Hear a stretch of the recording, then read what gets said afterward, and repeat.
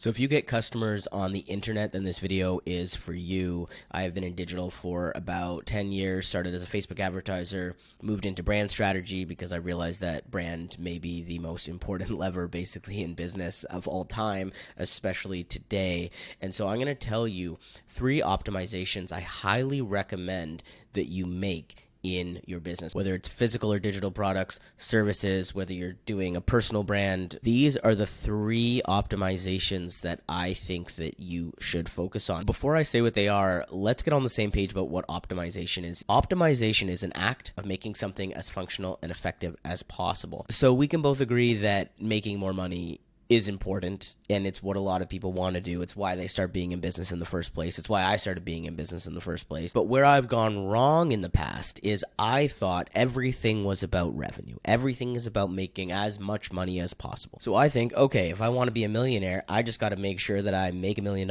But there's a lot of people that make $1 million or more, and it costs them $1 million or more to make that $1 million.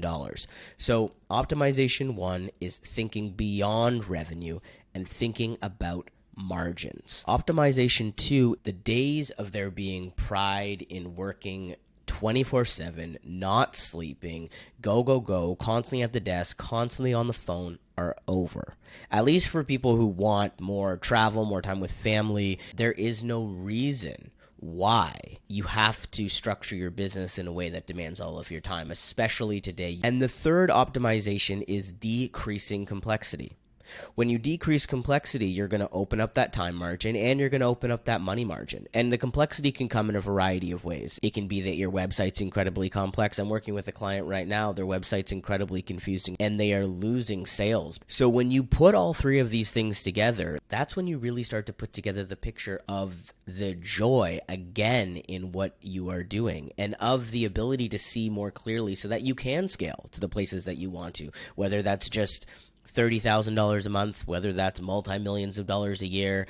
You do not want to get there and have these things still be factors. You don't want to get to the $1 million and not feel like you're making any money. You don't want to get to the $1 million and feel like you literally have no time for your family at all or to do anything that you want to do. And you definitely don't want to get to the $1 million and feel like things are so complex and stressful and you have so many employees that you can't figure out what you're doing with them, and you don't want to do that. So let me explain how to do this so that you can do it yourself and make more sales, get more money in the bank, spend more time doing the stuff that you want, and just generally feel less overwhelmed. So here we go. So let's start with brand. We can all agree that people do not buy how good a product is. They tend to buy how a product looks or how a product makes them feel. That tends to be more important. We say don't judge a book by its cover, but we all know people do. Brand is basically that of business. I think when most people think about brand, they're just thinking about the logo and maybe the colors, and those are important because they're how the brand communicates, but how do you even know what to communicate? So there's 2 main components. There is the story, and there is the visual identity.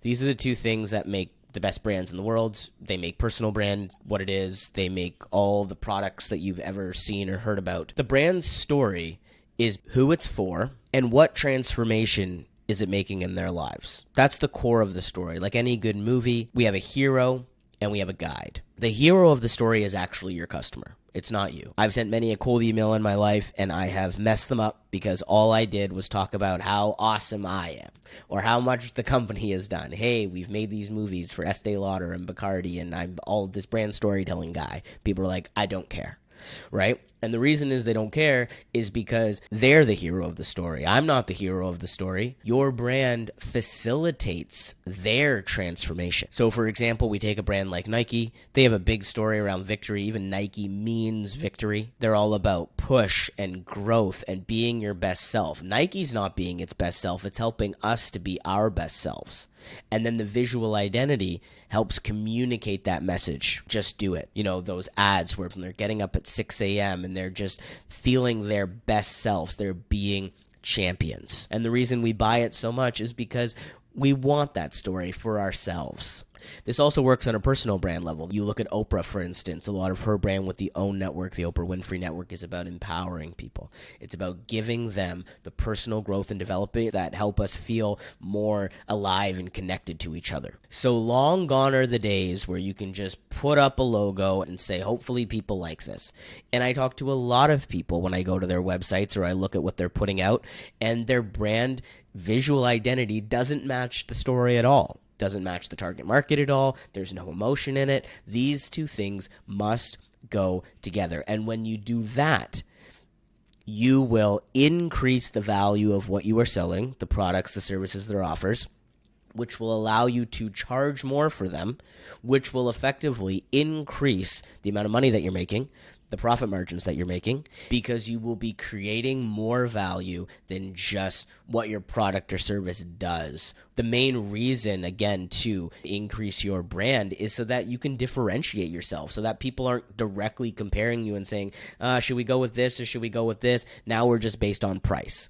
If you want to get out of the price factor, then brand is so crucial, because it is the main way that people decide whether or not they want what you have. So let me put down the traditional funnel for you. This is the traditional funnel. We've got cold traffic. This is people that don't know about you at all. You've got middle. These are people who already follow you. Maybe they're on your email list. Maybe they have been to your website. And then you've got the bottom. That's going to be your traditional call to action, buy now, come to this event. Depends on your business model. Most people are always driving traffic down this way. They're obsessed with the cold traffic. We need new customers. We need more customers, more customers, more customers. I don't think you always need more customers. I literally, at one point in my business, I had like 25 customers and I was making $90,000 a year, basically. I worked on these optimizations. I went from 25 customers to 5 customers, and I had like a $500,000 a year. So more customers is not always the answer. So when it comes to marketing, yes, keep getting new customers, keep putting out stuff, keep bringing people in the top of your funnel and getting more exposure. The piece that will really help you increase your margins, though, is to add a secondary part of your funnel, your backend funnel. That's Nike's biggest strategy. Nike literally does not do any cold traffic anymore, really. Everyone already knows about them. Everybody already owns everything from them. I'm wearing Adidas right now, but literally people might have bought Nike anywhere between 15 and 50 times in their life. Their marketing and advertising is not for first-time buyers. It is for repeat buyers. But you can also do this with a service business. I had a company come to me for one video like 4 years ago, and it was $2,000, and they ended up spending $1 million on videos just over the course of a number of years. Similarly, in a consulting program, you can join my community, get some help, come to some group calls, or you can pay a little bit more and do more added one-to-one, even literally get my number and we're messaging about stuff as it comes up. One of my clients just messaged me the other day, hey, we're brainstorming a little offer for our Instagram. This is what we have so far. What do you think? Basically, your advertising is your creative. It's the thing that goes into the marketing that communicates the brand. You're either going to be doing that organically, you're just posting, you're not putting any paid money towards it, you're posting on Instagram, Facebook, LinkedIn, whatever it is, or you're running paid creative. But at the end of the day, this creative needs to reflect the brand story that you made at the beginning. What I would suggest that you look at is something called a VRIN score. V stands for valuable, if I could spell valuable. Hang on, let me just write that again. All right. Basically, how valuable is it? And by valuable, I just mean, is it something that people would stop and think for even a split second, well, that was good. The next piece is it rare? Is this something that anyone could do or find? I was consulting someone on their social the other day, looking at their Instagram. Almost all of their Instagram is quotes, which is fine. I think that that's a very valuable thing to do, but they're not very rare. Only if you're finding quotes that most people haven't heard, or you're giving them a little spin that is very unique to you. Because if anyone can just Google it, it becomes increasingly less rare. The I stands for immutable. Immutable basically means concepts that do not change over time. So one example of that would be Coca-Cola's brand position of happiness. They've shown you families. They show you smiles. It's about dates. It's about celebrations. It's about love. They've got that famous commercial from the 80s where the whole world is holding hands and singing about how much they are in peace and harmony. That is Coca-Cola's main brand message, and it is a very immutable message because happiness is a fundamental factor of life. And the more you can inject them into the stuff that you are making or into the stuff that your company is making, the better your content will do. And the last thing to look at is non-replaceable. Basically, even if something isn't rare, could it be non-replaceable? Like, for instance, if I just did this all of a sudden, that'd be a little bit rare, but it's definitely not non-replaceable. You could just do the exact same thing sitting there. So all of these things come together and help you convey the brand message.